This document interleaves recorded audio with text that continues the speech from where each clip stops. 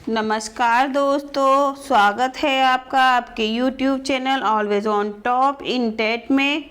आज हम प्रागैतिहासिक काल के बारे में पढ़ेंगे, इसकी हिस्ट्री जानेंगे।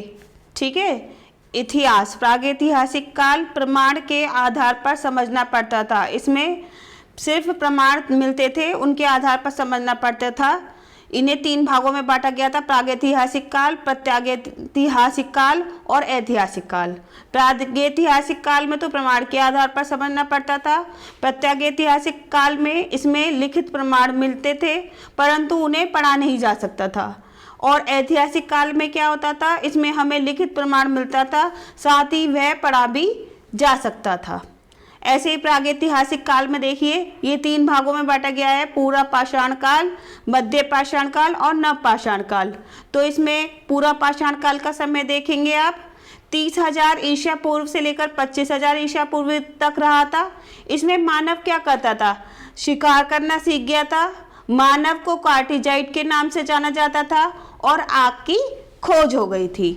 मध्य पाषाण काल में का जो समय है वो है हमारा 25,000 से लेकर 10,000 ईसा पूर्व तक। ठीक है, इसमें पत्थर छोटे व नुकीले होते थे और ठीक है, उन पत्थरों से छोटे छोटे औजार बनाए जाते थे और औजार को माइकोलिथिक के नाम से जाना जाता था। ऐसे ही नवपाषाण काल में देखेंगे आप, नवपाषाण काल का समय रहेगा 10,000 से 3,000 ईसा पूर्व। इसमें मनुष्य क्या करता था? पशुपालन करना सीख गया था, बस्तियों में रहना सीख गया था, औजारों पर पॉलिश करना सीख गया था, जिससे वो औजार बहुत सुंदर लगते थे। कृषि करना सीख गया था। पहिए की खोज इसी में हुई थी नवपाषाण काल में। चाक की खोज इसी में हुई थी और समूह में रहना सीख गया था। प्रागैतिहासिक काल की खोज किसने की थी? प्रागैतिहासिक शैल चित्रों की खोज सर्वप्रथम किसने और कब की थी? आर्चिबाल्ड कार्लाइल ने व जॉन कॉकबर्न ने 1880 यानी कि 1880 ईस्वी में की थी। लेकिन क्या था, कार्लाइल का शोध विवरण कहीं प्रकाशित नहीं हुआ था।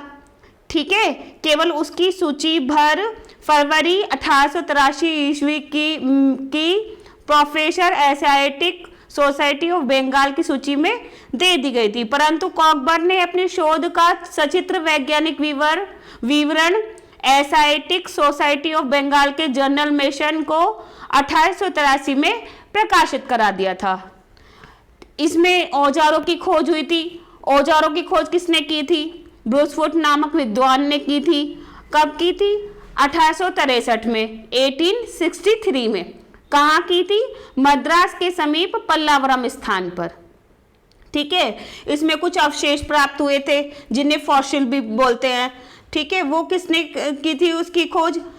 एच.वी. पाइने ने की थी। ठीक है, कब की थी? 1865 यानी कि 1865 में। कहाँ पर की थी? गोदावरी नदी के किनारे पैथान नामक स्थान पर। ठीक है, इसमें रंग योजना कैसी थी? रंग योजना थी, इसमें खनिज रंगों का प्रयोग किया जाता था। जैसे गेरू लाल रंग के लिए प्रयोग किया जाता था, रामरज पीले रंग के लिए प्रयोग किया जाता था, खड़िया सफेद रंग के लिए, काजल या कोयला काले रंग के लिए यूज किया जाता था। ऐसे ही वर्तिका, कूची या फिर ब्रश वो किस चीज से बनाते थे?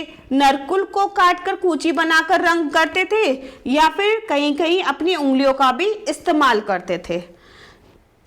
तो आज की वीडियो आपको कैसी लगी? अगर आपको मेरी वीडियो पसंद आए तो आप लाइक करिएगा, सब्सक्राइब करिएगा, बेल आइकन को प्रेस करना ना भूलें। धन्यवाद।